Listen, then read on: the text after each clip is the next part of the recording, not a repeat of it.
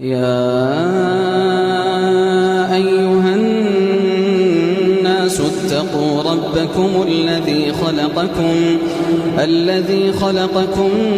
من نفس واحدة وخلق منها زوجها وبث منهما رجالا كثيرا ونساء واتقوا الله الذي تساءلون